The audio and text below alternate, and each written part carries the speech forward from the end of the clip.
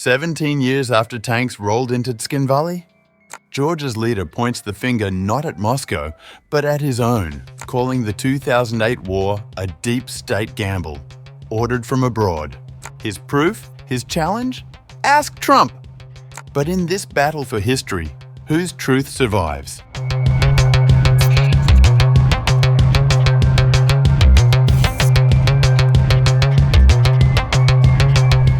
On the 17th anniversary of the 2008 war with Russia, Georgian Prime Minister Irakli Kobakhidze delivered his most pointed criticism yet of his country's previous leadership. Speaking on August 8th, Kobakhidze directly blamed former President Mikheil Saakashvili and his government for initiating the conflict that would reshape the region's political landscape. Today we need to remember all the documents signed by the then government, which state that the Saakashvili regime started the war. There is no escape from these documents. They are irrefutable proof that the then government unleashed the war and dealt a severe blow to the national interests of our country. The Prime Minister's accusations went beyond simple political blame, suggesting foreign manipulation behind the conflict. It was a catastrophic gamble by Saakashvili, a treason ordered from outside by the deep state. When pressed by journalists to clarify what he meant by deep state, the Prime Minister offered a cryptic response. Ask Trump who the deep state is. Kobakhidze expanded on his theory of external influence, stating that Saakashvili started the war on orders from the US. Saakashvili started the war at the urging of external forces, on orders from the US State Department. The timeline of events is reflected, among other places, in a Council of Europe resolution and the Tagliavini report, which state that on 7 August 2008, the regime at the time opened artillery fire on Tskhinvali, and the following day, Russian troops entered Georgia. The Georgian Dream Party's position has hardened considerably over time. Parliamentary faction chair Shalva Papuashvili offered his assessment of the 2008 government.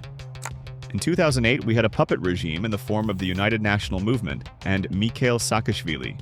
That regime served the interests of others, not of Georgia. The result was the August War, followed by decisions that exposed their hypocrisy. On the one hand, talking about occupation, and on the other, backing Russia's accession to the World Trade Organization. Whatever orders they were following, whatever interests they were serving, this is how they acted.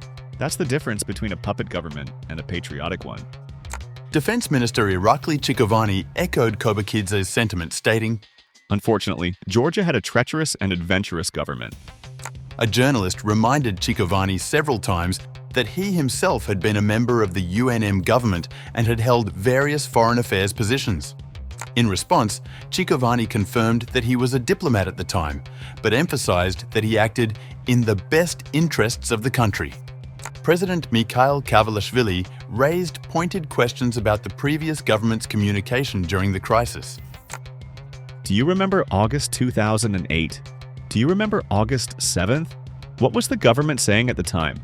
On August 7th and 8th, were they talking about a Russian invasion? Is there any record of that? Why didn't they inform the public about the Russian army crossing the border on August 7th?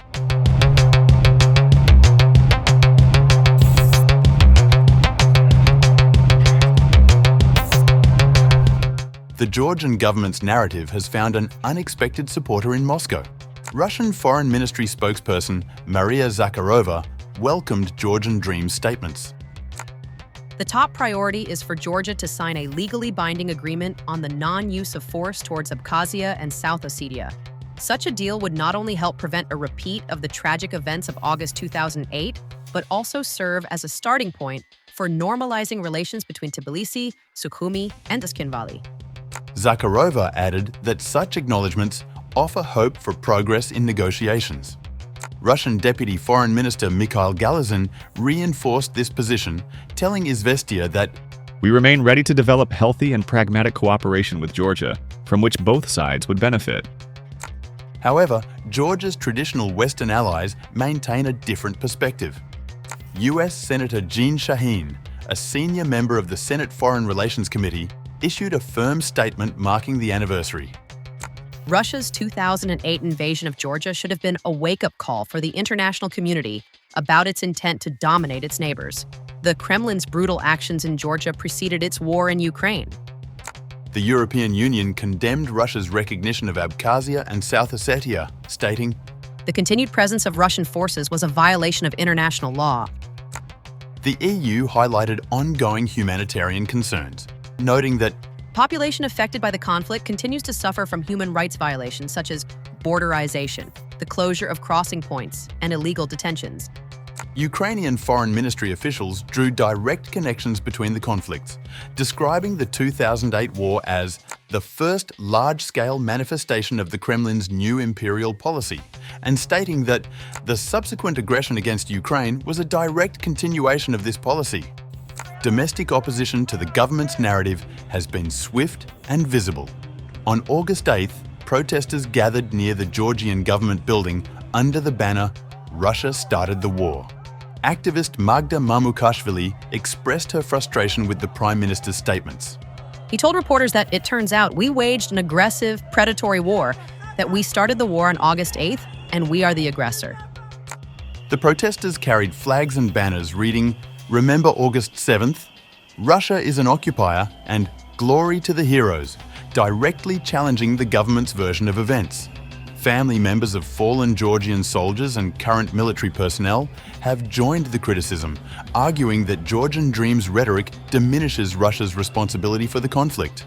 This internal debate reflects a broader struggle over Georgia's historical narrative and future direction, with the government's increasingly pro-Russian stance creating tension with both domestic opposition and international partners who continue to support Georgia's territorial integrity and sovereignty.